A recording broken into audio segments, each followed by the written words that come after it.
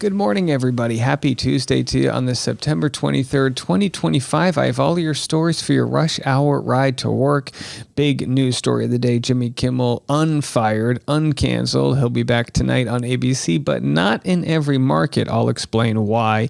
Also, congrats, happy Rapture Day to everyone out there. There's a viral TikTok phenomenon happening where they're calling it Rapture Talk, and I'm going to explain why people think the world may be ending today. I don't believe it is. Still go to work or don't. Do whatever you need to do. But I'll let you know if we lose any of our, followers here on the YouTube. We'll understand, it's not because they canceled me. It's because they canceled life on Earth. We'll share that story.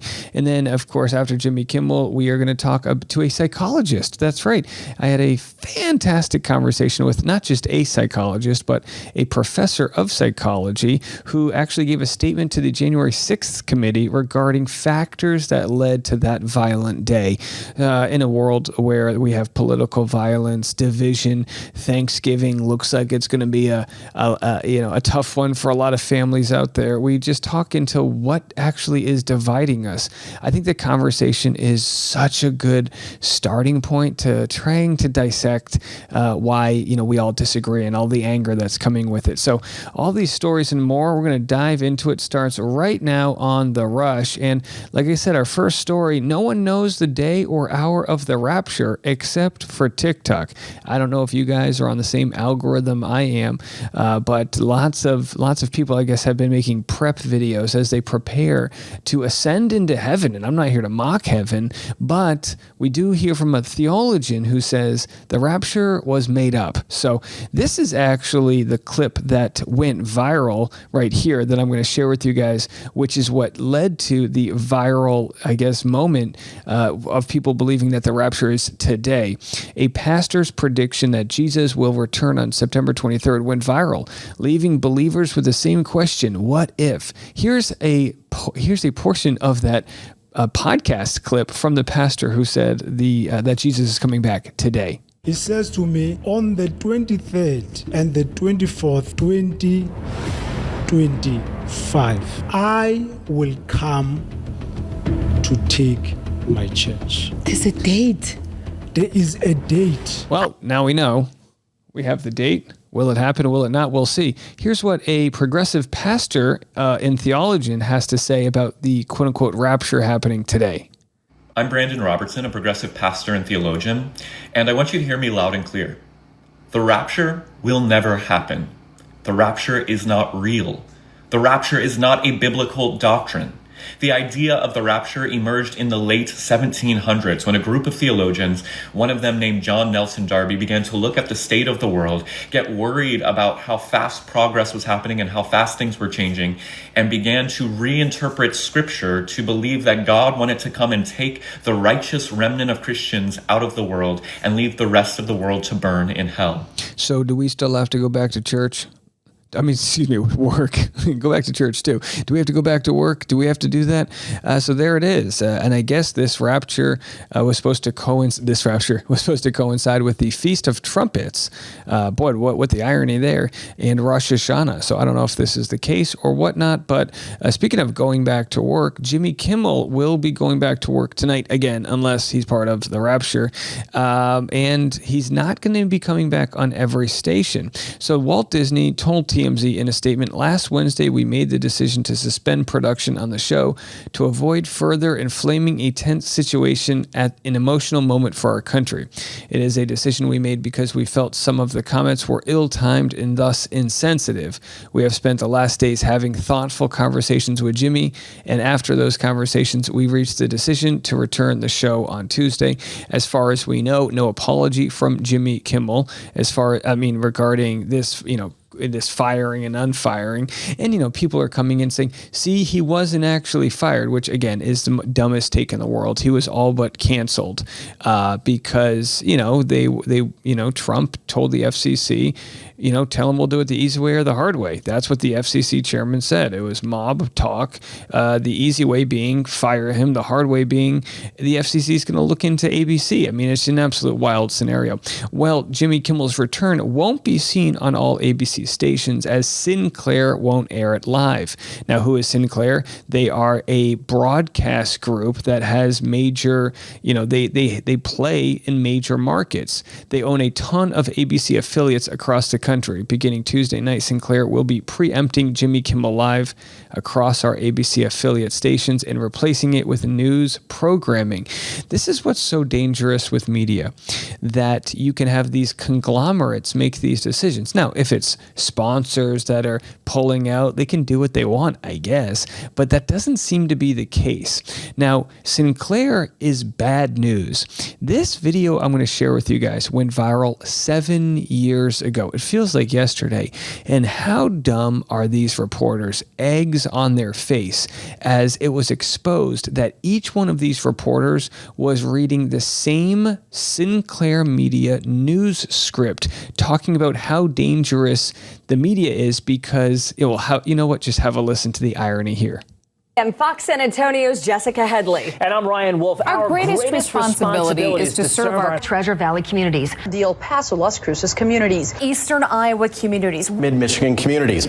We are extremely proud of the quality, balanced journalism that CBS 4 News produces. But we are concerned about trouble and trying to irresponsible, one-sided news stories. So there they are, concerned about one-sided news stories, and yet it's a conglomerate of affiliates all reading the same script.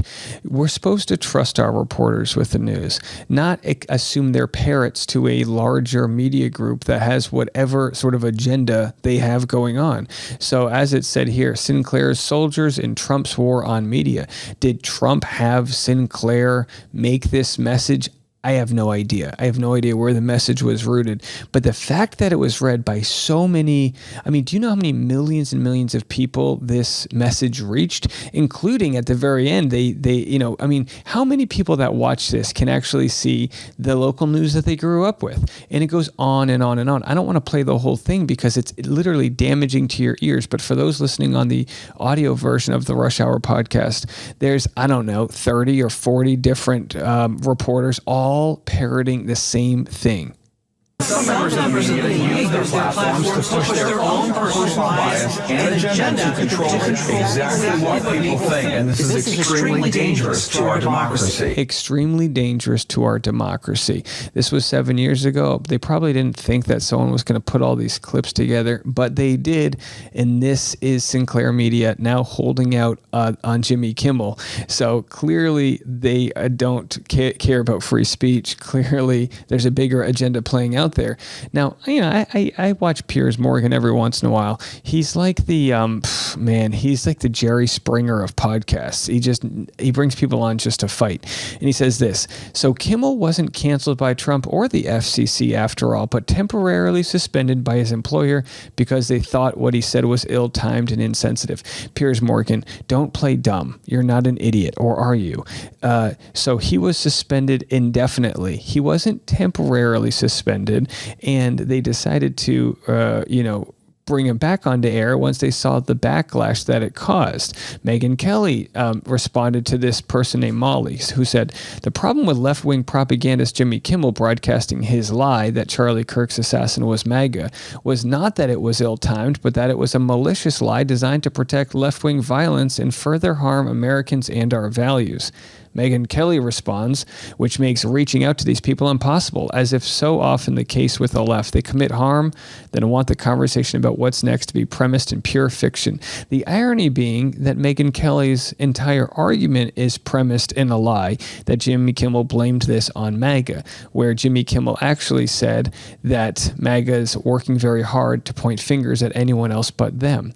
My response was, I don't get you, Megyn. You're smart when it suits you. We could spend all day breaking down what Jimmy said, but I think you don't want to hear it. And she doesn't. She doesn't want to hear it. Well, that's it for the morning. In the afternoon rush, we're going to cover Taylor Swift. As a man got arrested trying to serve her documents for the Blake Lively, Justin Baldoni lawsuit.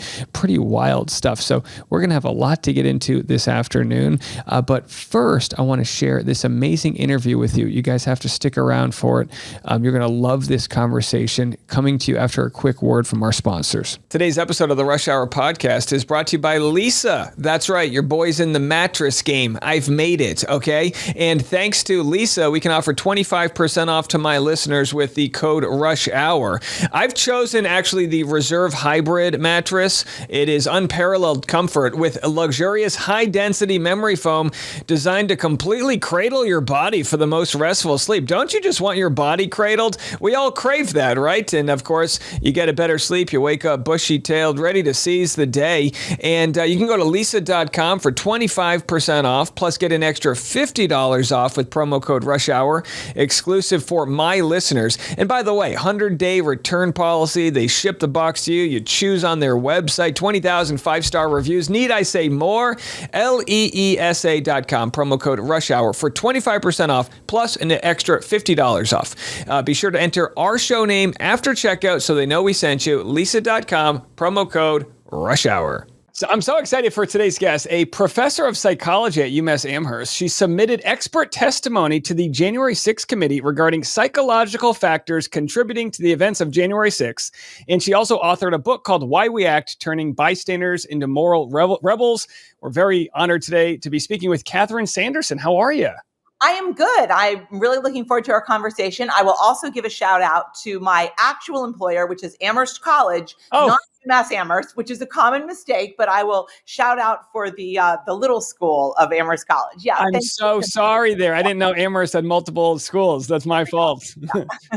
Now, I didn't realize we already had a connection here because we were set up by our pal Reality Steve. But we have a connection with Laura Owens. Can you explain this? Yeah. So pre-pandemic, so maybe 5, maybe 6 years ago, I appeared, in fact, twice as a podcast guest on the podcast that Laura and her mom did. I had a prior book called The Positive Shift, and they, had me on for a lovely conversation about that. And then at a later point, I published a new book, Moral Rebels, the bystander effect book, and they invited me on again. So at some point, I was listening to Reality Steve's podcast, and I literally texted him, and I was like, "Oh, let's make this connection. This is 1 degree of separation between me and Clayton and Laura." And he was fascinated, so he had me on. And then I think you blurbed about that or talked about that a little bit at the time. So yes.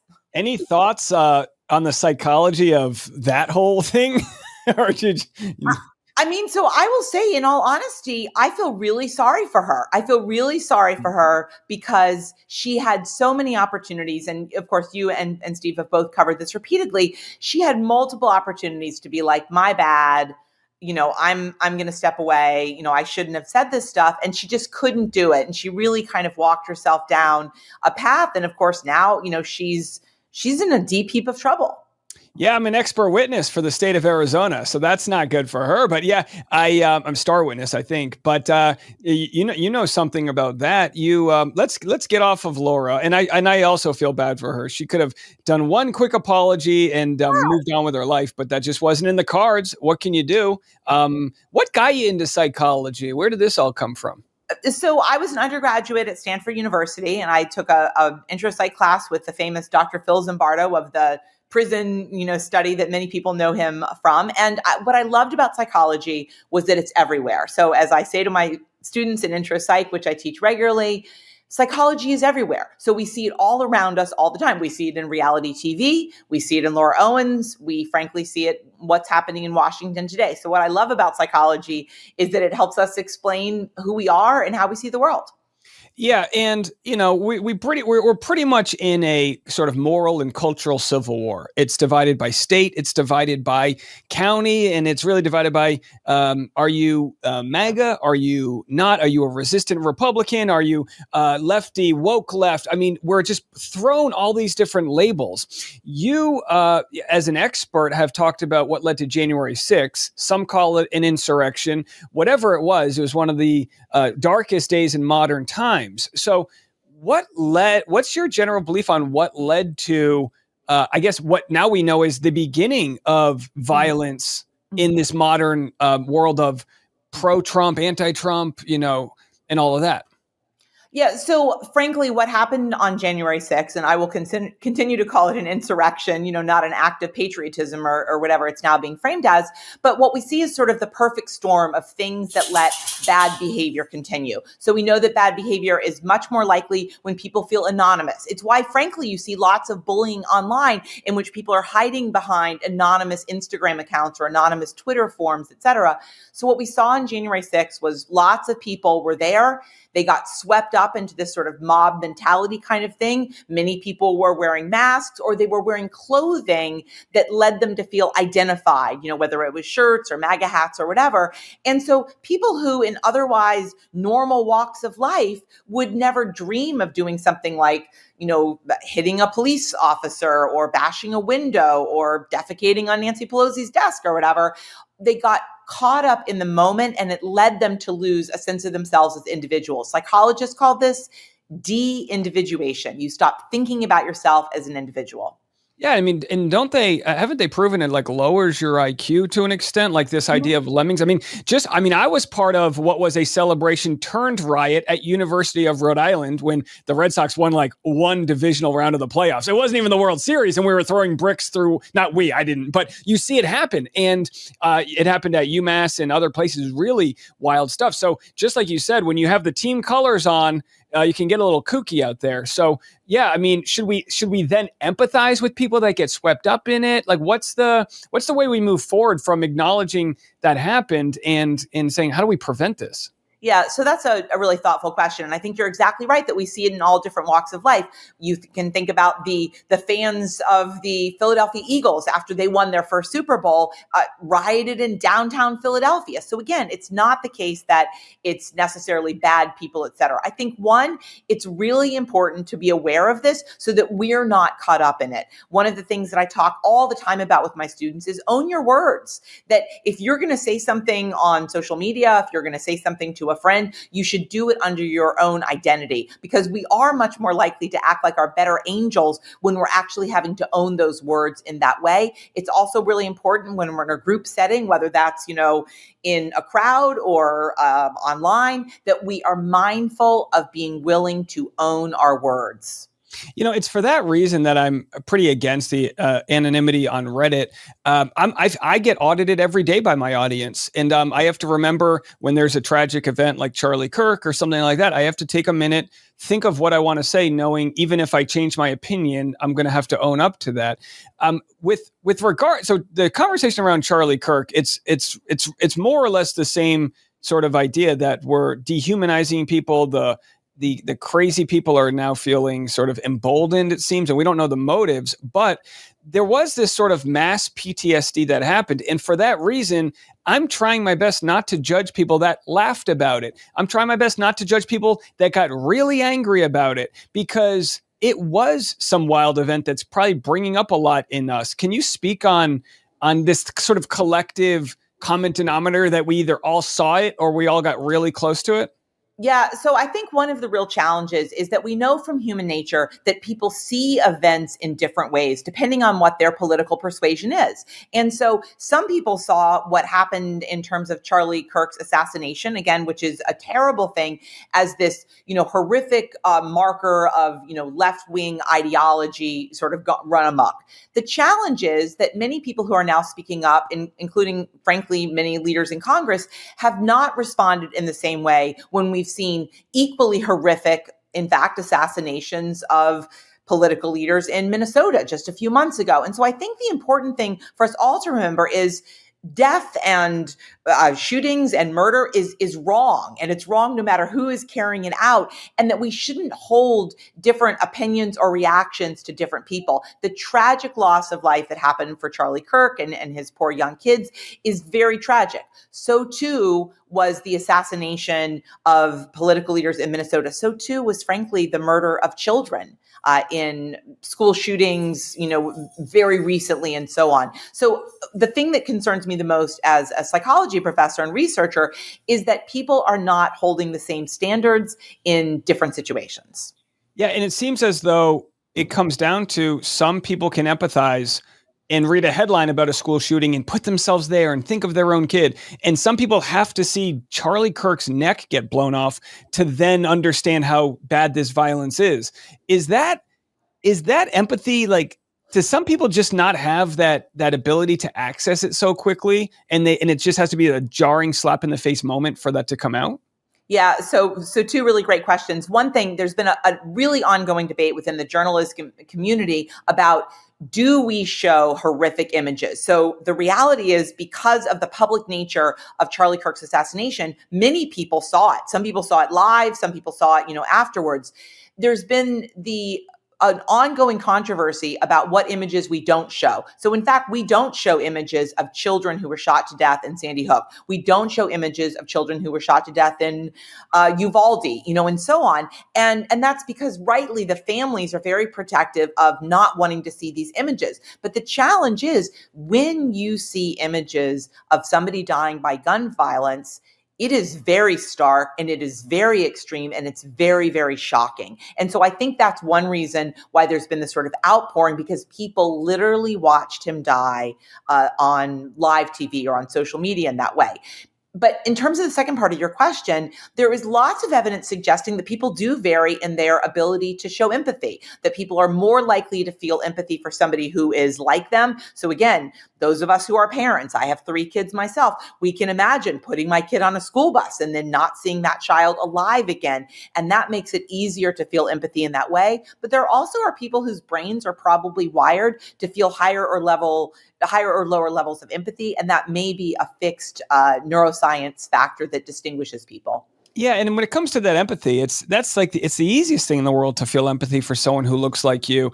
It's hard, and I'm a New Englander. I grew up in a very white suburban Rhode Island town, standard, but then moving to a Hispanic neighborhood in Boston, and then a Dominican neighborhood in New York, in a Korean town in LA. It's like you're connecting to people that you don't even have to speak a language with. You might see, you're just rubbing elbows with people. Now that I live in Tennessee, the psychology that I'm seeing, and you can let me know, I'm seeing everyone lives on their own plot of land. Everyone's got a 1/4 acre. They drive up to their driveway and they go into their door. They're not public transportation. They're not sort of walking by the family-owned ethnic businesses on the way. And it's like, it's not. So this idea that, well, liberal people live in cities, they're liberal because of the environment that has led them to understand we're all in this together. That's my thought. I don't know if you have any science behind that. No, there's actually a fascinating paper that I was thinking about as you were describing that looked at empathy in Boston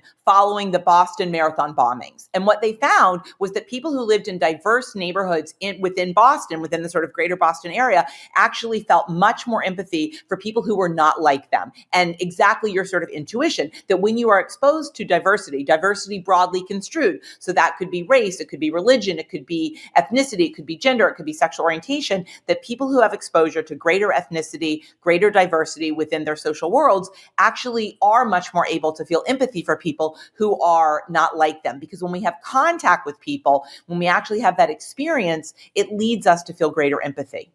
Yeah, and listen, as a couple of New Englanders here, how do you sell this to people that might say, "Oh, the coastal elite"? And I ask because as a comedian, I tell people, do not introduce me as I moved here from California. I don't need to dig out of some hole about what you think of me. I always tell people, I don't know if you want to not like me from being from the West Coast or the East Coast. Pick a coast why you don't like me. But when it comes down to like bonding the country, I really want to find out what that commonality is that can get us all to understand something very simple, which is take the way Joe Biden dealt with Donald Trump's assassination attempt and line that up to the way Donald Trump dealt with what's going on. And Trump is a petulant child, the way he immediately placed blame, knowing nothing about the shooter. It's like, how do you connect those dots to people? Mm-hmm.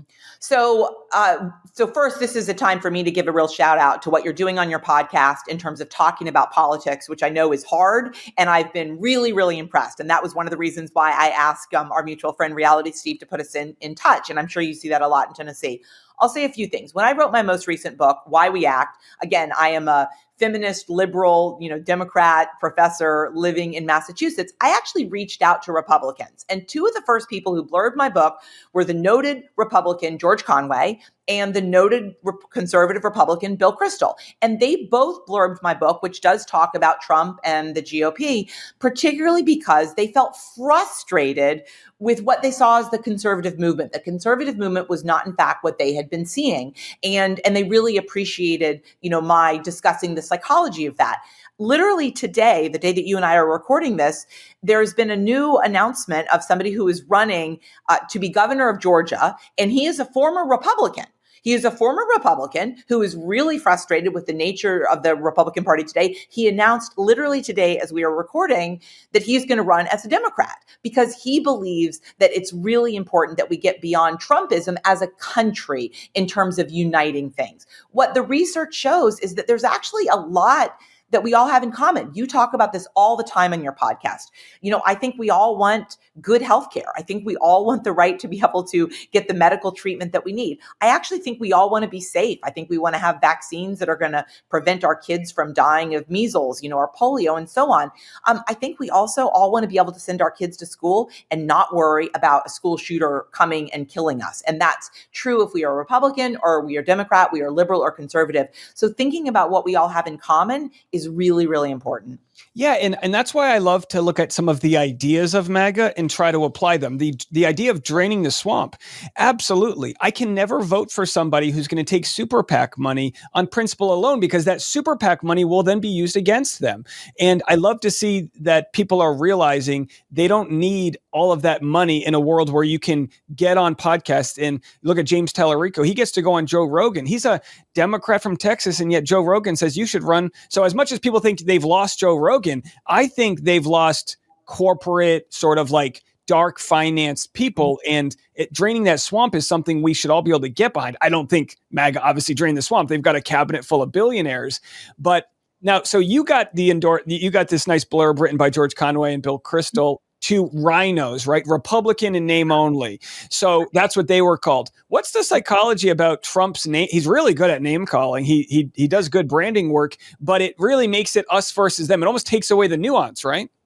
No, it does. And I think the challenge is that what I hear again and again, and I actually spent some time in DC, I spent some time in Congress in May as part of an organization, American Psychological Society, of researchers, professors who just want good science, just want data-based decision-making in terms of science, whether that's reducing drug addiction or decreasing suicide, improving access for mental health care treatment. And what I heard again and again from people is that behind closed doors, many Republicans are like, yeah, this is crazy. And I want my kids to be vaccinated. And I want, these sort of common sense gun control methods.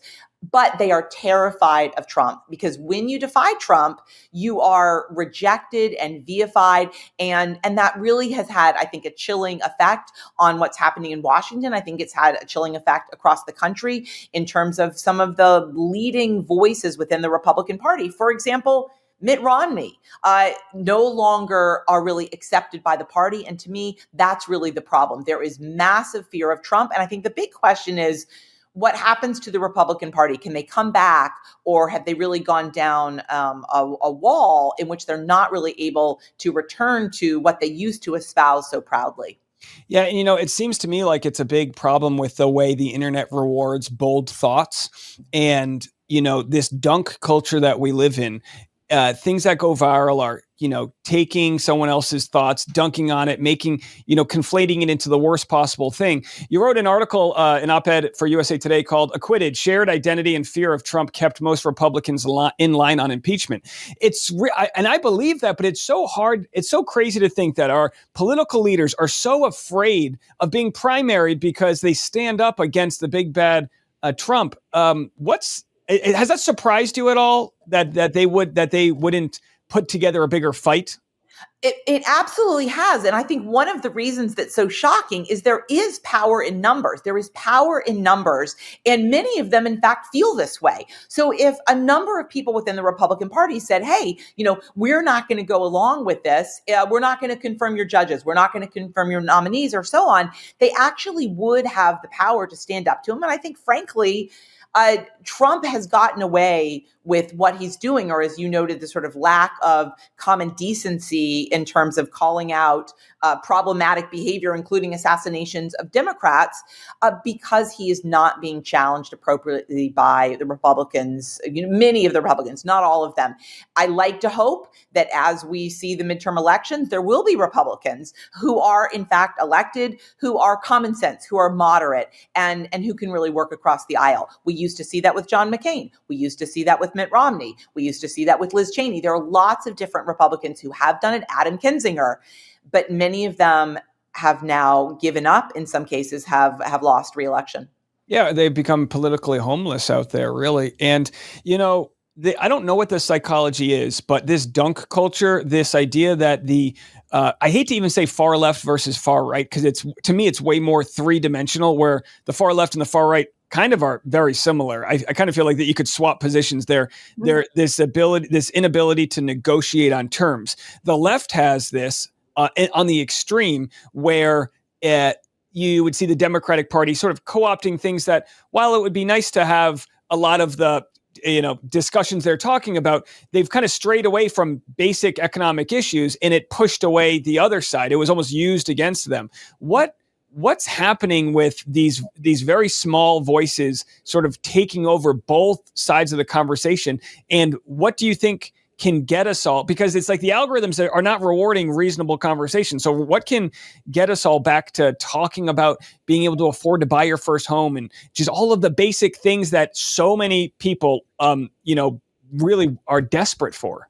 Yeah, so I love your focus on the practicalities and also really on what we have in common. And you are exactly right that the problem with the algorithm is that loud voices, extreme voices really sway what people believe as is the common view. So I am a Democrat, but I will hear policies or proposals coming out of some members of the Democratic Party, and I'll be like, that seems nuts. Like, that seems extreme. And yet those people are often sort of seen as what is the norm. And I think the challenge is that so many people in the country are actually in the middle. They might be a little bit more on the right or a little bit more on the left, but so many people are in the middle. But the extreme versions of both sides are what is carrying the weight. And that's making the country, frankly, be more polarized and also seem more polarized than it actually is. Yeah. And what's interesting to me is, again, we look at this on a 2D map, left versus right, but so much of the Bernie Sanders movement, I have family right here in Rhode Island, a blue state, that went Bernie to Trump real quick. They went real quick.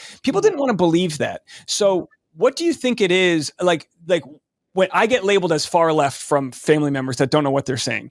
It happens all the time. It happened to family in Missouri recently. It happens in New England with my family there. I'm far left. And I have a hard time communicating to people that what I believe in is like it's a very popular thing, like bringing some of that money and taxes back to the middle class in a world where like post capital, like late stage capitalism, right? These billionaires are the system is so rigged. All things that you would hear Trump talk about, right? In debates, he says, I know it's rigged because I'm part of it and I'm going to fix it. And of course he doesn't. He just brings in billionaires into his, cabinet. So like knowing firsthand people that went Bernie to Trump, what can we do to better illustrate what the political map is, so people don't just think if you have a D next to your name that you're some crazy blue-haired, whatever the case is? Yeah. So I'd say a couple things. I'd say one, it's really important to pay attention to local races, right? Because one of the problems is that we pay so much attention to the presidential race, but that only happens once every 4 years. We can actually elect people within our communities who represent our values. I think there's been a really big push of late, and the example of what's clearly going to be an intense Senate race in Texas is a really great example of trying to find people who really represent the common view within a state. I think that's happening in Georgia. I think that's happening in Iowa. I think we can see it happening in different pockets across the country. And that's actually really encouraging, because if we could elect senators who could get along and reach across the aisle from both parties, frankly, Republicans and Democrats, we actually could work together in terms of changing the United States in ways that are much better for all of us. I think there's become really a zero-sum game. If it's good for your party, it must be bad for my party. And that just isn't true, that there are many things that we all have in common. One of the most exciting ideas that I've heard about and is being used in a few communities is called ranked choice voting, in which instead of just being like, I'm going to vote for this person or this person, you actually get to rank different people. So like, I like this person the most and this person second most. And there are times in which that can lead to a compromise candidate. So maybe the far left has their favorite and the far right has their favorite, but maybe there's some people that would be okay for both groups. And if we could elect those people, that might be a really important step towards bringing the far left and far right together. Yeah, no, I totally agree. It really comes down to wanting democracy to play out in its strongest form. Mhm. And with gerrymandering and other things, you see that sort of try to like they know 2026 is not going to be favorable. And yet here in Tennessee, when I go to vote, to be quite honest, I probably didn't vote that much when I was like a single guy. I wasn't really that activated. My wife, she gets the ballot measures beforehand. She spent hours looking at all of them. God bless her. And we go to Tennessee, and there's no line. There's no one voting. It's actually one of the lowest percentages of people that vote. And then we watch farms are going away. People that were half-built barns are losing their funding. They're getting so royally fucked right now that I wonder by Thanksgiving if these conversations at the dinner table when families get together are going to really lead to people understanding that they've been scammed. I mean, in what world would a bunch of Republicans from Texas listen to what a billionaire from New York City has to say? It's absolutely wild how Trump has gotten away with this manipulation. Well, and as you noted before, the rules that he's making are only designed to advantage people who are very wealthy. So one of the things that he's done very publicly is to decrease the number of people working in the IRS. Now, decreasing the number of people in the IRS means that people who are getting away with not paying taxes or not paying their fair share of taxes are actually paying even less. And that, again, hurts all of us who might, in fact, would like some more money available for bridges or farms or schools or so on. Yeah. And again, hopefully, do you is there any case studies in the world of psychology about, I believe that the idea of a quantum leap or an enlightenment happens kind of on a mass level. Like if enough people in each community change their opinion, that it can happen on a dime. Do you think that's a case, or is it just a bunch of little wins or a bunch of like, how many times do people have to get kicked off the ladder as they're trying to climb up? Do they have to, before they realize the issue? Yeah, so I love that question. And I will say, I don't know how old you are, but I am old enough that I remember when you used to be able to buy a seat on an airplane in the smoking versus non-smoking section. Do you remember that? No, I don't. So there you go. That's how old I am. That happened. And it was, I think it changed in sort of the late 70s, maybe early 80s, but you literally would buy a seat just, going from New York to LA or whatever. And there was smoking and there was non-smoking. That seems insane right now. I remember when I was a child, many people would not use baby car seats. Babies would be in their mom's, lap. That was the safest place you're holding your baby. No one wore a bicycle helmet. So we think about all these things that have in fact changed, and they have changed in really remarkable ways. And so, yeah, we can hit a tipping point. It's really, your question is about, is there a tipping point? What takes a tipping point is about 26% of a population moving in a particular direction. And so I am really hopeful that we're going to see that tipping point going in one direction in the next year or so. That's what's so interesting as we wrap this up, that, the Democratic Party has never been sort of like the approval rating so low, but so's Trump's approval rating. And if the MAGA coalition's really only 30% of the population or whatever the number is, it's not a 50-50. There's just so many people that aren't activated. And if you can win over 5%, 2% of them, it's lights out. This idea that Trump had this sort of mandate, it's like, do they all get the same newsletter in the morning, what the talking points are? This mandate term got pulled out of their ass as this carte blanche to do whatever they want.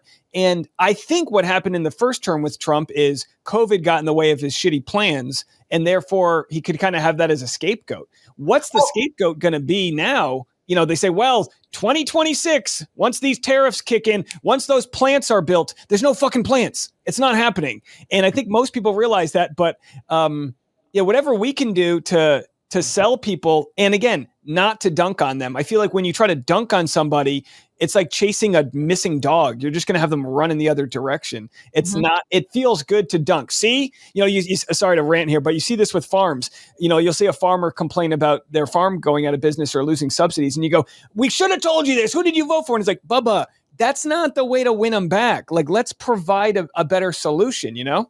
Yeah, no, absolutely. And again, I think the focus on what we have in common. What we have in common is essential. And I think we all want farms to succeed, right? We all want to be able to eat. We all want to be able to have food grown in America. I mean, that's particularly true in many of the states that in fact voted red. So finding ways of reaching people who feel disenfranchised, who feel that the Democratic Party has not been listening to their needs is really essential.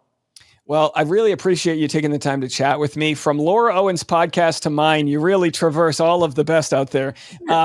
What can we promote of yours? The book, where can people find it?